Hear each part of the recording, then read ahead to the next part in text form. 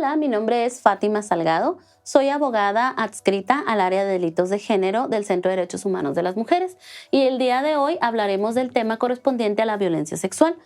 Empezaremos primero conociendo la diferencia entre lo que es un abuso sexual y una violación. El abuso sexual, como lo refiere la ley, es a quien sin el consentimiento de una persona y sin el propósito de llegar a la cópula ejecute en ella un acto sexual, la obligue a verlo, a observarlo o lo haga observarlo.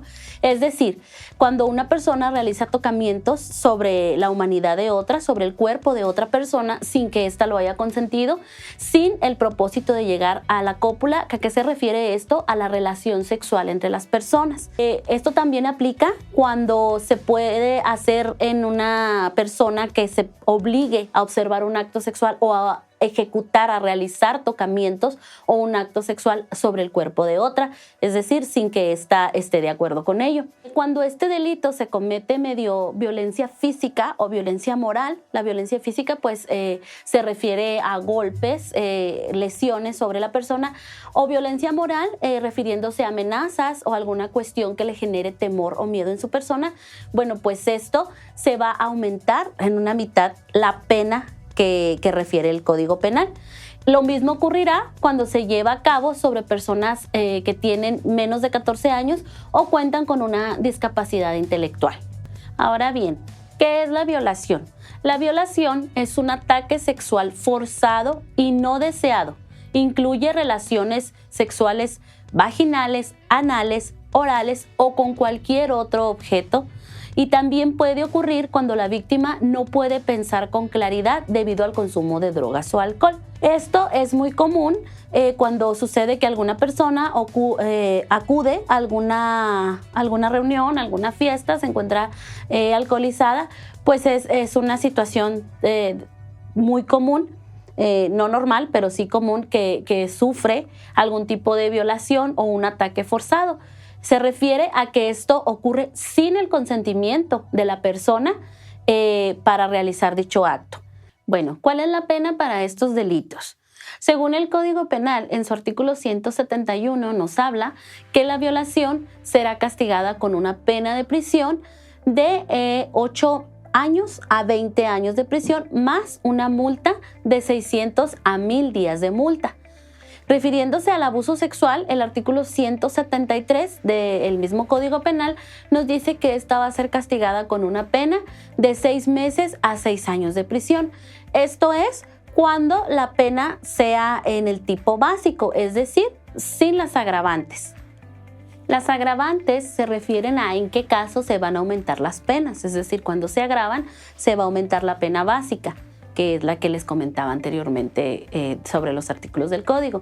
Además de las ya mencionadas, como en el abuso sexual que se cometa en personas menores de edad, menores de 14 años o que no sean capaces de comprender el hecho, es decir, personas que viven o que cuentan con alguna discapacidad intelectual, o bien cuando la persona no pueda resistir el hecho, con el caso de la violación.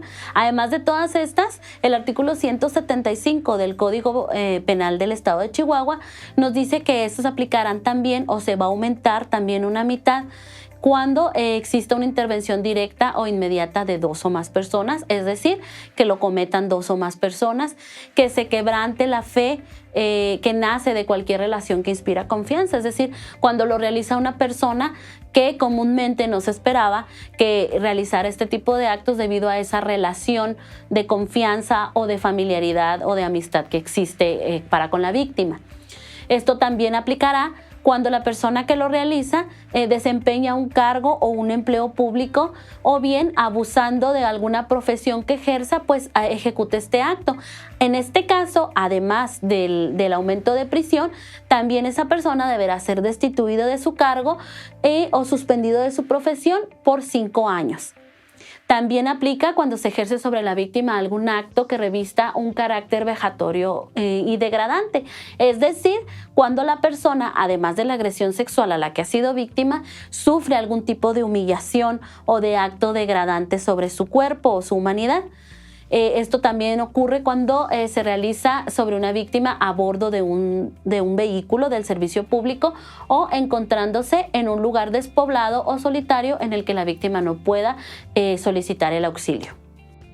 Si mi esposo o concubino me violenta sexualmente sin mi consentimiento, ¿también lo puedo denunciar por violación? La respuesta es sí. Muchas personas tienen la falsa creencia de que por ser pareja no se puede o no aplica el delito de violación. Sin embargo, el artículo 171 del Código Penal del Estado de Chihuahua, tercer párrafo, refiere lo siguiente: si entre el activo y el pasivo de la violación existiera un vínculo matrimonial, de concubinato o de pareja, se impondrá la pena prevista en este artículo y en estos casos se perseguirá previa querella. ¿Qué significa esto? Que deberá acudir directamente la víctima o la persona afectada a denunciar esta agresión sexual. ¿Quién puede denunciar cuando la víctima es menor de edad o una persona con discapacidad?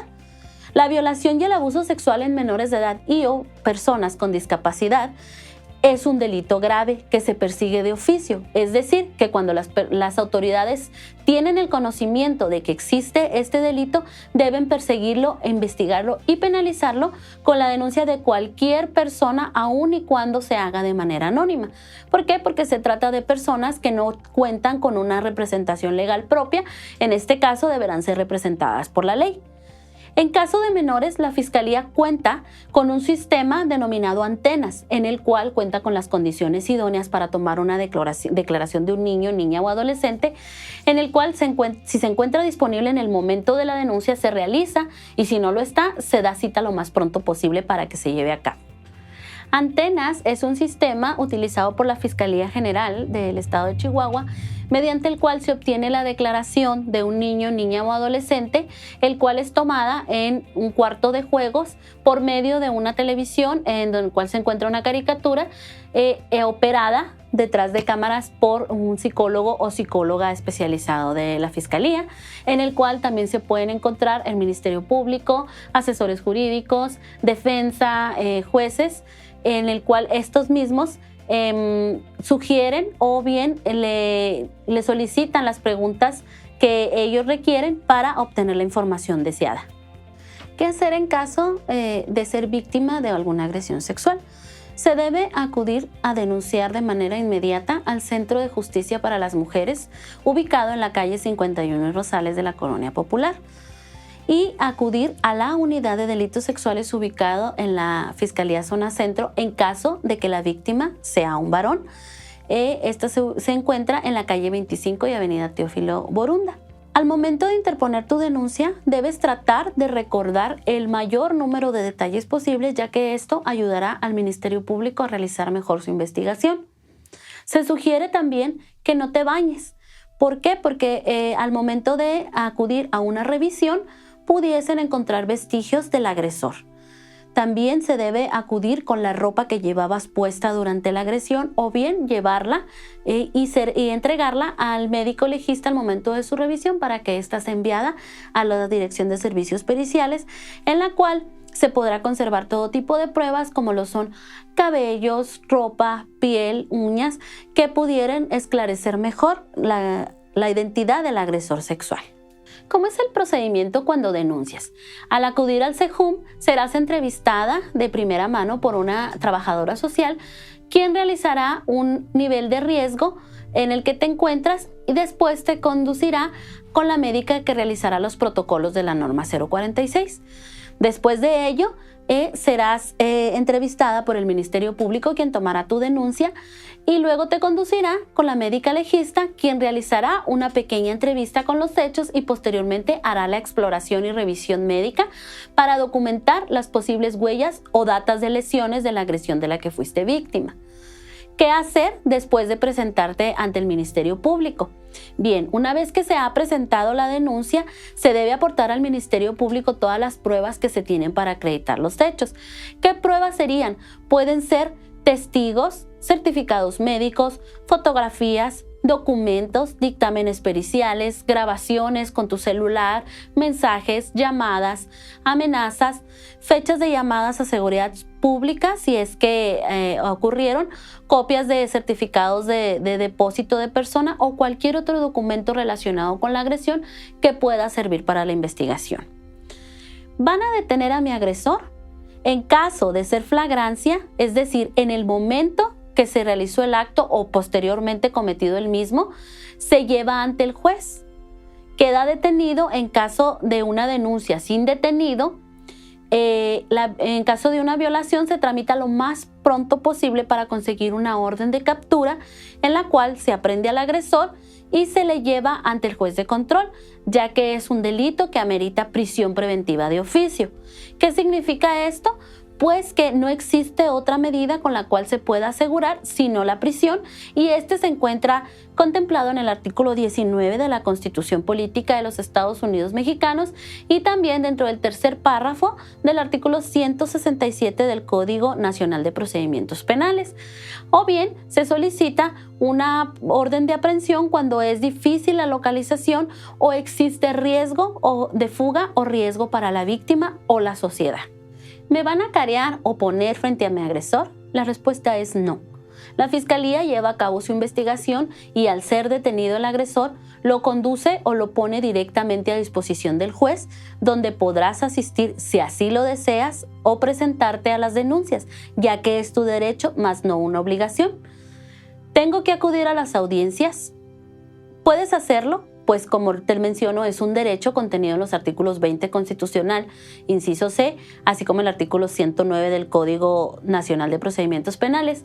Estos derechos pueden ser ejercidos si así lo deseas, mas no son obligatorios, a menos que el juez solicite tu presencia para una audiencia en la que se requiera, ya que pudiera llevarse a cabo una decisión importante. ¿Cómo es el procedimiento una vez en juzgados? Bien, se inicia con la audiencia inicial, que es cuando el Ministerio Público cuenta con suficientes elementos para acreditar el delito, debe solicitar al juez de garantía una audiencia inicial para formular imputación, o bien puede ser derivada de una orden de captura, como lo mencionaba hace un momento. En esta audiencia se le deberá informar a la persona que cometió el delito que se le está siguiendo una investigación, quiénes son las personas que lo acusan y en este momento puede decidir si es su deseo o no declarar. Si no, puede hacerlo en cualquier otro momento del proceso. En esta audiencia también se le da al imputado el derecho a 3 días para que se resuelva su situación jurídica contenida en la Constitución Política de los Estados Unidos Mexicanos, y también se le concede el derecho de renunciar a ese término y que se le resuelva ahí mismo, en esa misma audiencia, o bien solicitar la dúplica de ese término, es decir, 6 días para que se le resuelva su situación jurídica y se lleve a cabo la siguiente etapa, que sería la audiencia de vinculación o no a proceso. Tiene derecho también a contar con un defensor público o privado, y en este caso se debe presentar a la persona que cometió el delito. En caso de no presentarse, se le declarará sustraído de la acción de la justicia y se le solicitará una orden de aprehensión. Una vez que se formula imputación, es decir, que se le informó los delitos por los cuales se le investigan, el Ministerio Público deberá solicitar medidas cautelares, que son las que impone él o la jueza para asegurar que el imputado se presente a juicio y asimismo garantizar con ello la seguridad de la víctima. ¿Qué medidas cautelares se le pueden imponer al agresor? Bien, como mencionaba, las medidas cautelares son medidas que se imponen para evitar el riesgo de fuga o bien poner en riesgo o que la víctima continúe en riesgo. Estas se encuentran contenidas en el artículo 155 del Código Nacional de Procedimientos Penales, en el cual se encuentra un catálogo de 14 medidas cautelares a imponer. Sin embargo, las más comunes en estos casos pueden ser la prohibición de concurrir a determinadas reuniones o acercarse a ciertos lugares que comúnmente frecuenta la víctima, la prohibición de convivir, acercarse o comunicarse con determinadas personas, como son las víctimas, los testigos u ofendidos, siempre que no se afecte el derecho de defensa del imputado, la separación inmediata del domicilio, o bien la más grave, que en este caso pudiera ser la prisión preventiva. Las medidas cautelares quedarán vigentes durante el tiempo que el juez lo considere o bien durante todo el tiempo que dure el proceso. Luego de estas audiencias se le concede al Ministerio Público una cantidad de tiempo para que pueda recabar un mayor número de pruebas que considere para llevar a cabo el juicio. Luego de esto deberá enterar al juez mediante un escrito de acusación en el cual se le dice que ya cuenta con todas las pruebas que pretende llevar a juicio y cuáles son los hechos que pretenden sancionar. Y luego de ello se lleva a cabo una audiencia intermedia en la cual aún antes de ser desarrollada se puede llevar a cabo una salida alterna, como puede ser una suspensión del proceso de prueba o un mecanismo de aceleración, que es un procedimiento abreviado en el cual si el agresor acepta los hechos, el imputado acepta los hechos por los cuales se le está investigando, se le pudiera sancionar ahí mismo sin necesidad de un juicio.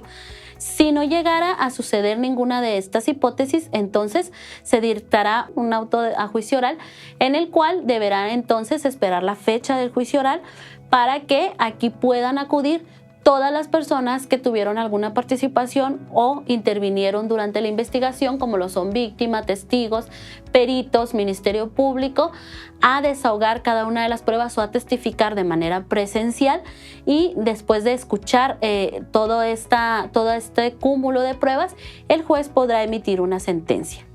Bien, esto fue todo respecto al tema de violencia sexual. Les recuerdo mi nombre, soy Fátima Salgado, abogada adscrita al área de delitos de género del Centro de Derechos Humanos de las Mujeres, y para cualquier duda, aclaración, asesoría o acompañamiento pueden llamar a los números que aparecerán en pantalla, así como comunicarse a las redes sociales que también allí se encuentran.